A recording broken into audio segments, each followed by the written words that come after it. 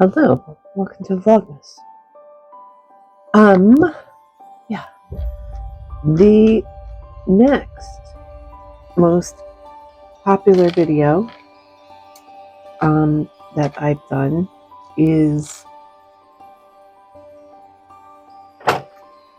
called Avoidant Personality Disorder, What It Isn't.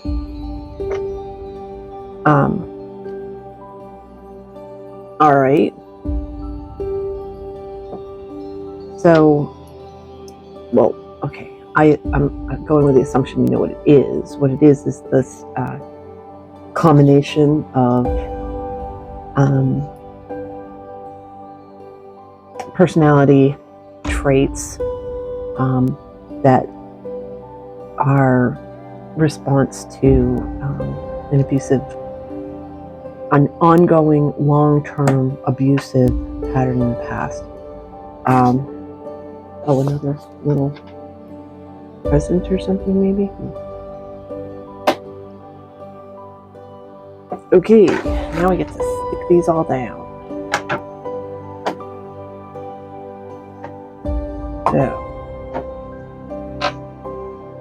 the bed for the missing piece, but I'm going to look for that. 1, 2, 3, 4 goes here.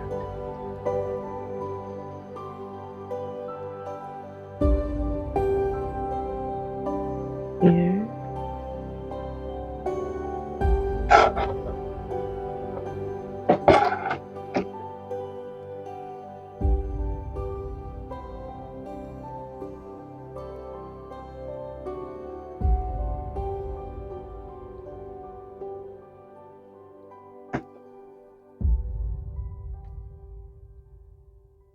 Share. Okay. And these are presents.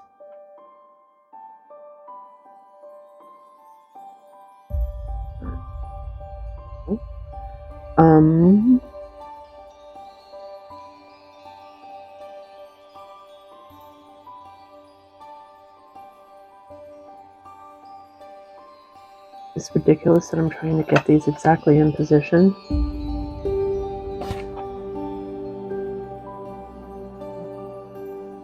Cat spooge on it. Probably literally cat food.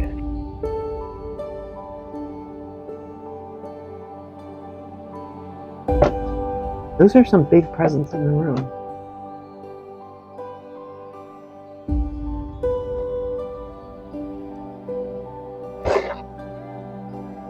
Cat food.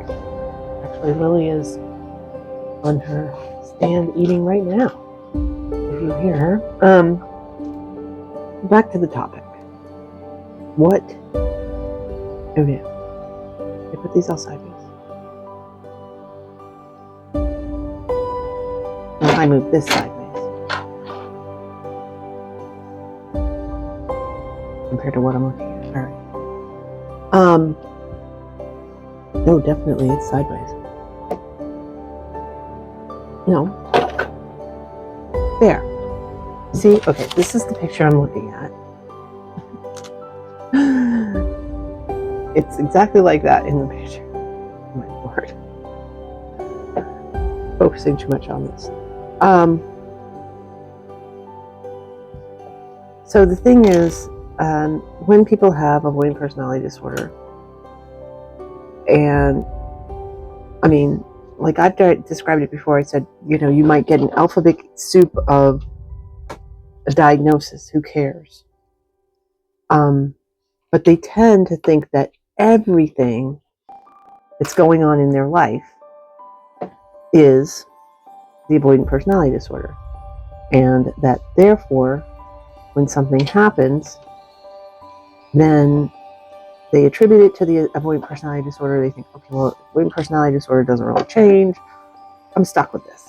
And so it's really helpful to know what it isn't. Oh, there's cat fur in here.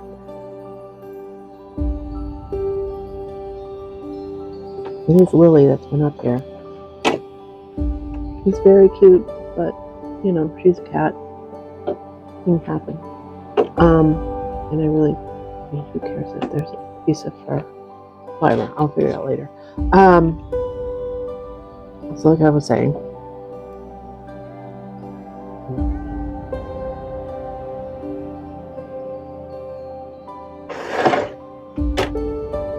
that.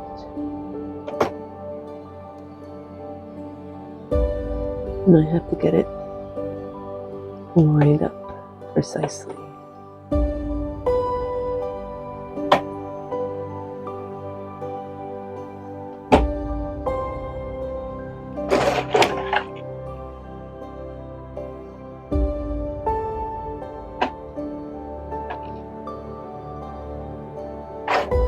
What's going on?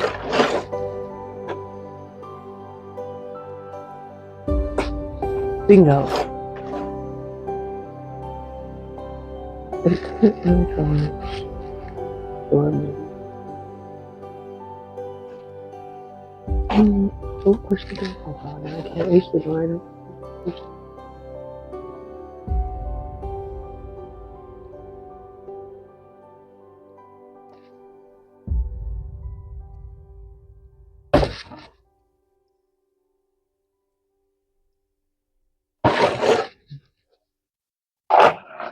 Here's the problem. This one little section here.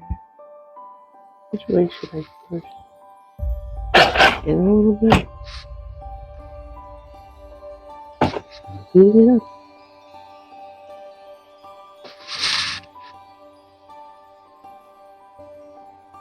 I'm gonna pretend it's there. Just like I'm gonna pretend I don't have that missing piece. I'm sure eventually I'm gonna have to build on top of that.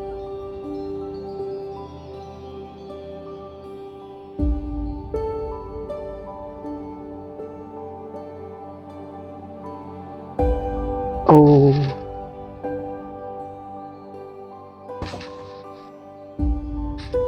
They're showing something here. Okay.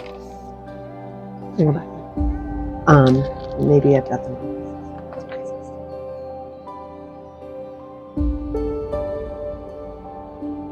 I definitely have the wrong piece. These?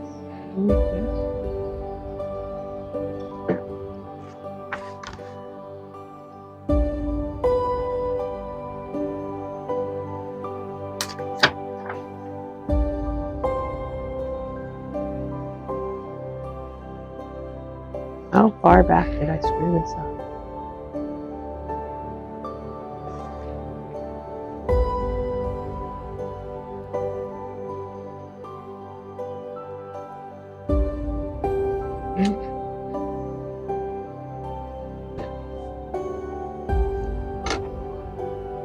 I don't see the pieces I'm supposed to have. They're not these, are they?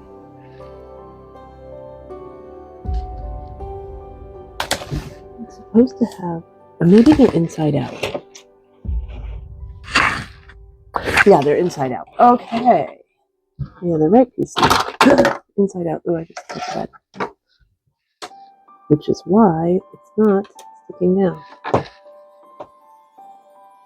Okay. Now that I've screwed up everything, including this video, watch, it's not even recording, right? Is what avoidant personality disorder is not.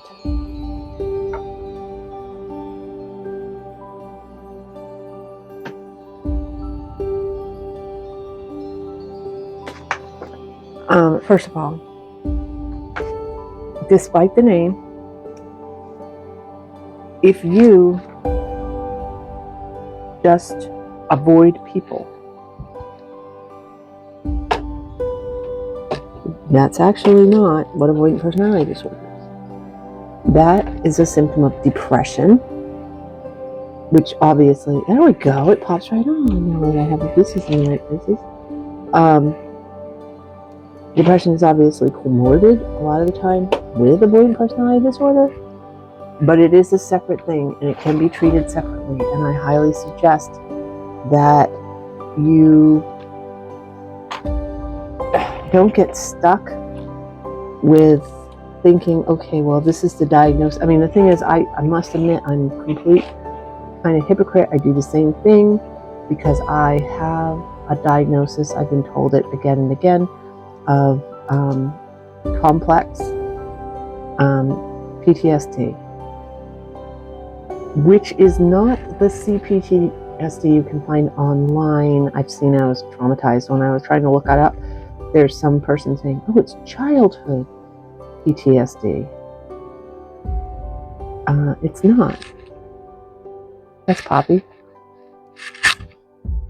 And they made it up entirely with this other thing, and it has nothing to do with a real diagnosis. PTSD and CPSD are real things. Oh, my light just went out. I hope. Is there still? Okay. It's still enough. That's what I get for making whatever this is, 10 videos, and I don't remember the last time I charged my light. Okay, good thing it's during the daytime. Let me see if I can get some more light in here. I don't think you even need it. But anyway, that's my window. So, next we're making these turret things. Let's see. Oh, okay, so these turret things, which I think are the dormers on the side. Oh, it's like, okay. We'll do that next.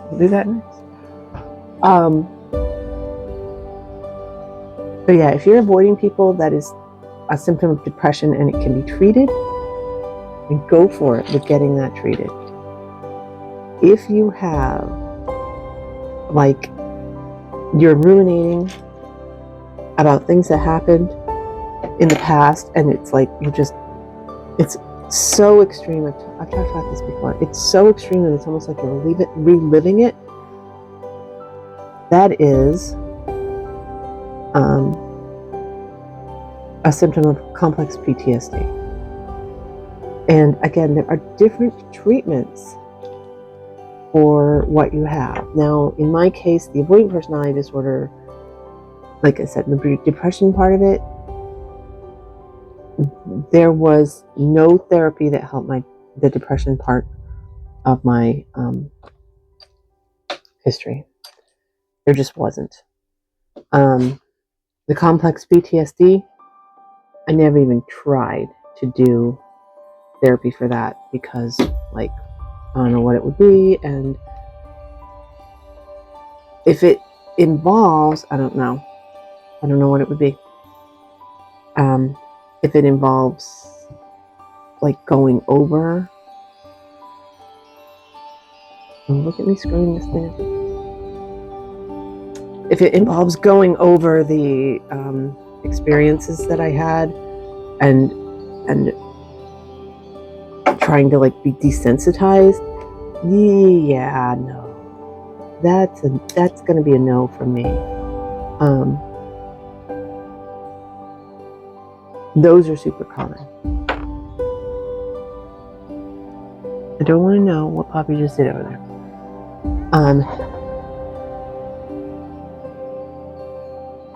Another thing that is a super common that people just sort of throw in is sort of like an agoraphobia type.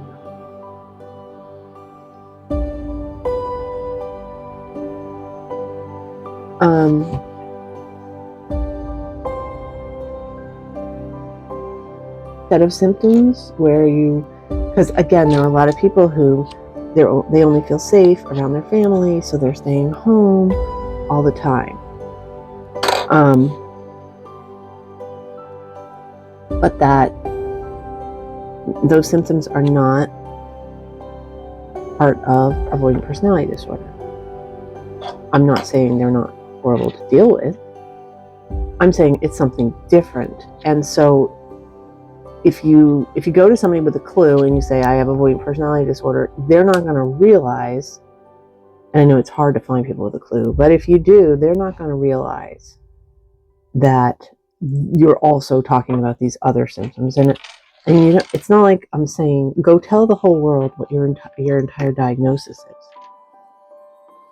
It's just, if you are going to use this shorthand in whatever situation, usually clinical, then try to remember that they are different. And again, the biggest thing for an individual as far as trying to sort out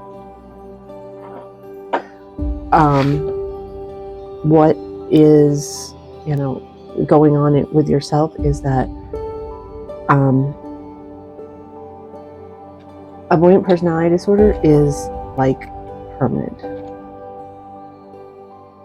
So you don't really get a chance at changing anything, but a lot of other conditions are not permanent and are fixable, and there are treatments, and you can get treatment for them.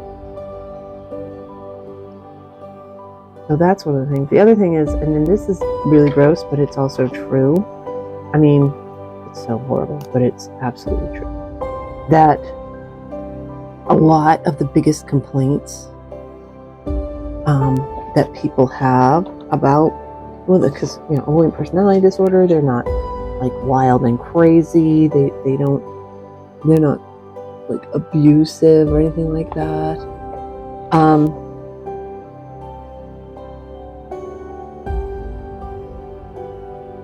But the complaint is that we don't interact with people as much. And I'm like, guess what? Tough luck. You know, come on. I'm supposed to feel so bad for you.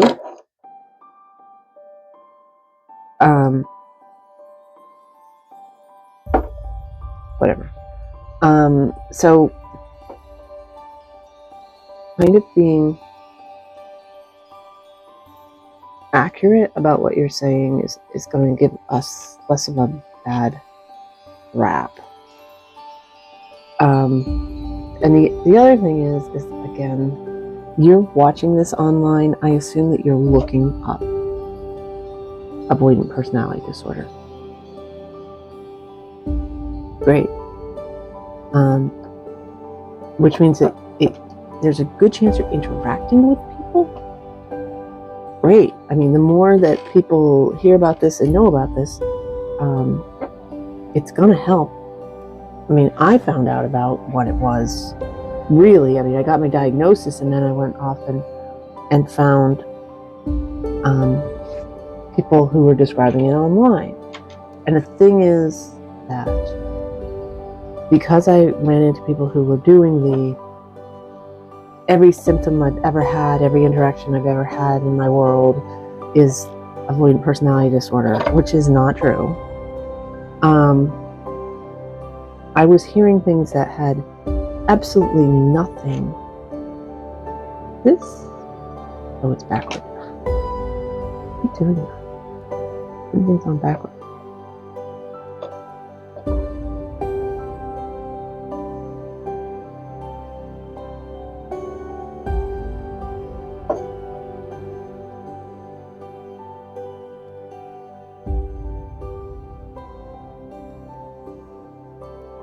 Oh, wait, that stays. This is true.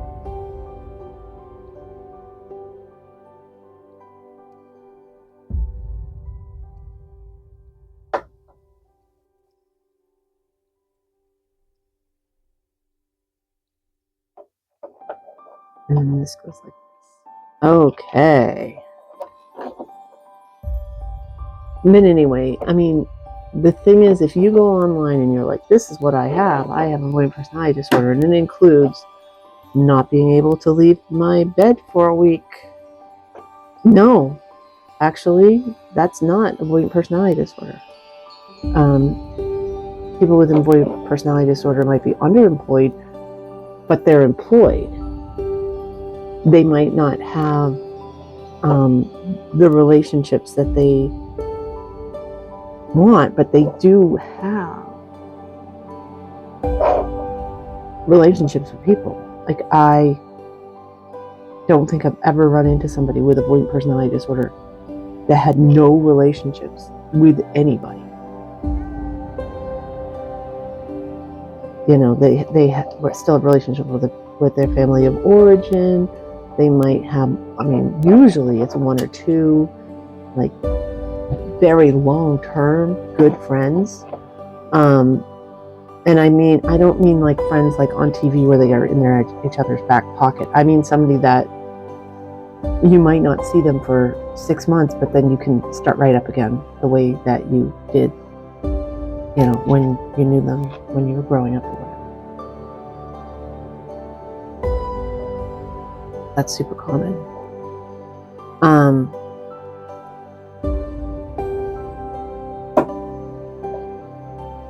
My oldest friend, which I kind of go, whoa, dude, keeps calling me his sister. And I'm just like, what? You know, because it is kind of like family. I mean, I've known the guy since I think he was, I would say I was, I don't know, 6 or 7 years old or something like that. Do we hang out all the time? Not on your life. When we talk to each other, which might be like 4 times a year maybe, does it like click right back together like nothing ever happened, even though we don't know hardly anything of what's going on in each other's life? Yep. You know, so, you know, that's my experience. And there's a lot of people, it's like, it's not satisfying, or it's not, especially if what you're hoping for is a romantic relationship and all you've got is this old buddy that, you know, you feel like you're never on their radar, but they genuinely like you. And I'm sure there are people out there that are like, no, I don't even have that. And I'm like, okay, think about it.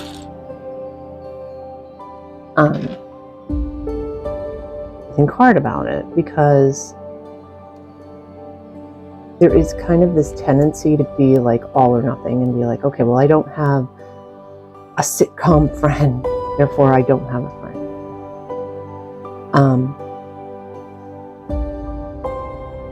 You know, because people with avoidant personality disorder, they don't give up on friendships, on relationships of any kind. So chances are there is somebody out there who is just like, yeah, there's this person who I don't talk to, but would be there in a heartbeat if they needed me.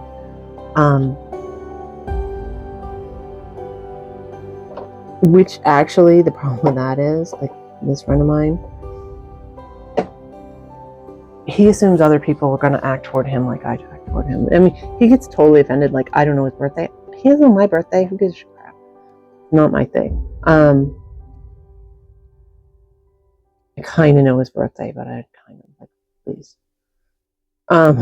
We're old. Birthdays suck. You know,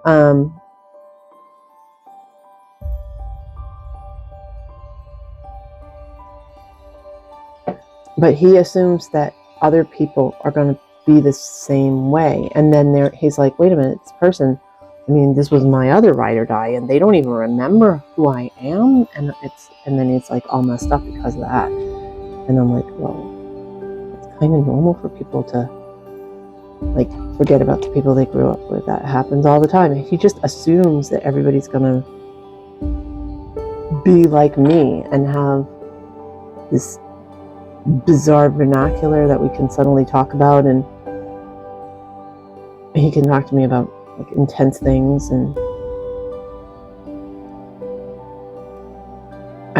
I can totally handle it. I mean, it's just a different kind of thing. Avoidant people want relationships. Facts. So, I haven't even been putting this on camera, have I? I've been making these little fronts to these dormers here. and going completely off track. So what we're supposed to be talking about is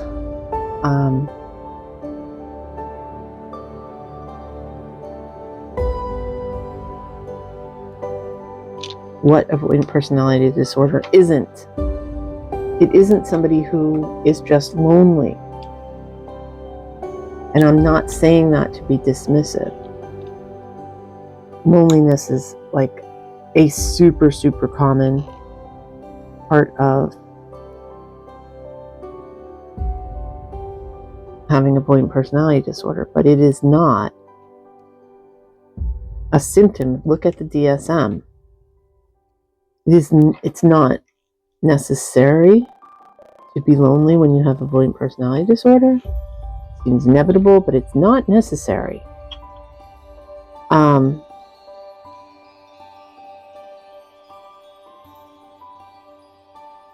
The heck? There. So if you're avoiding people and you're lonely, chances are you're depressed. You don't have avoidant personality disorder, which is awesome. That means that you could be cured of it.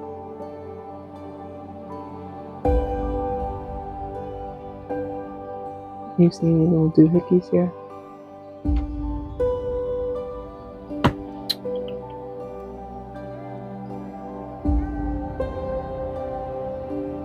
Okay, and then we get these little gold cappy things.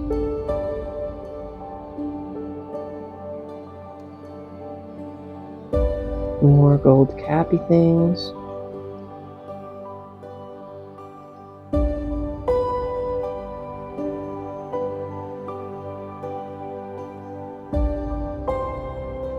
Doesn't want to go on there. Fine, I'll get the other one. That's a bit better. Oh, I didn't put any rings on either. Oh, I'm sorry. And I have this little orange spot on my thumb. Sorry about that. And then the little roof bits here.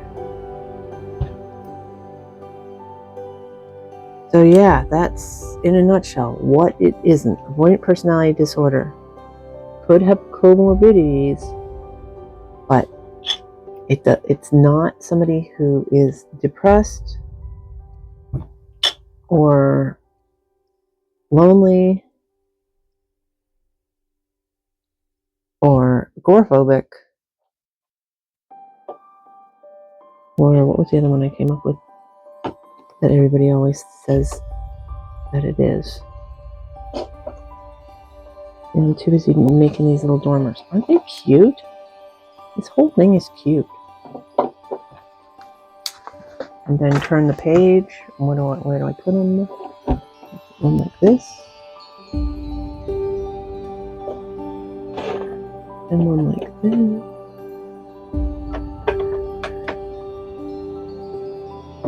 Make sure these little there.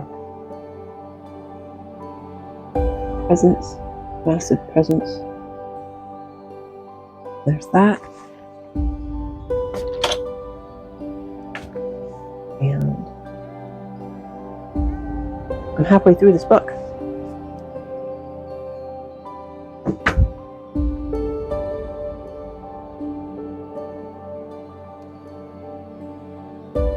Okay. So yeah, you're doing yourself a disservice if you don't. I think all these ones are extra. If you don't break down and call a spade a spade,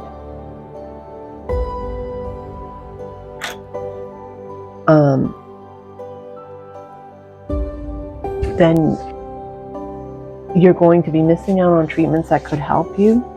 And you don't have to do treatments. Like I said, I have a diagnosis of complex PTSD. That was the other one, complex PTSD, which is extreme rumination to the point of having full-on flashbacks, which are,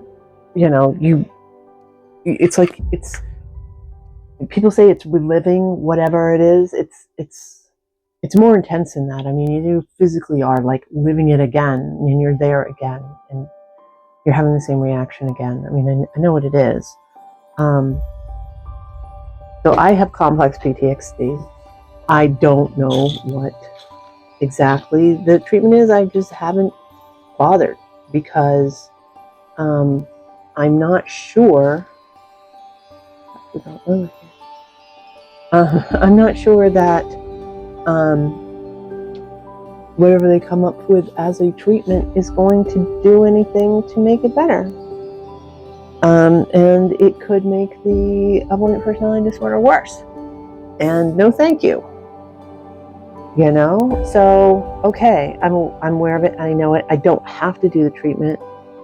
But I know that in describing avoidant personality disorder, I'm not going to say, oh my goodness, and then you're right back there, and then, you know, you feel your body clenching the same way you were when you were, you know, 12 years old in this situation or something like that. That is a flashback. That is not a normal memory. And so I try very hard to make the distinction between what are clear avoidant traits and what are non-avoidant traits. You know, what are the things that are other diagnoses that could be in the mix. And yes, I have called it, and like, what is the point in saying the whole alphabet soup of whatever you are? I mean, you don't need to collect diagnoses, but knowing the facts of what's going on with you, because that's the thing, you might be doing a treatment assuming everything is going to get taken care of, and it's just not going to happen, and that's okay. Devastating maybe, but it's okay if you've got multiple diagnoses, and so you need to work on multiple things at once, and that doing this one treatment for this one thing is not going to cover everything. So that's why it's good to know what isn't the avoidant personality disorder, so that you can pursue other treatments if you want to, if you need to, if they've gotten that big, or also to limit your expectations about X, Y, and Z. And also, when you're interacting with people, that you're not going to have a set of assumptions that they are, because that's all the name avoidant personality disorder, all that is like shorthand for a handful of traits. And everybody that has it is different anyway. But you know, it's basically a way of, instead of having to list all your traits, you can say that one thing and have somebody have a general idea maybe of what's going on. Yeah, but if you have something also that has nothing to do with that list that's in the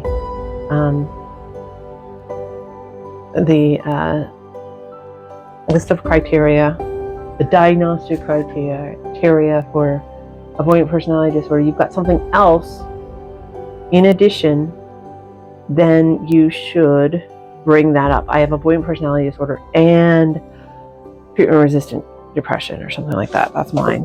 And with complex PTSD. That is my technical diagnosis right now. Like, who cares? This is this house. So there's the front. There's the side with the little dormer and the cat hair. And this is looking in through the back. It's kind of creepy, you can see in the house. Anyway, that's the end of this video. So thanks very much, and I'll be talking to you tomorrow. Bye.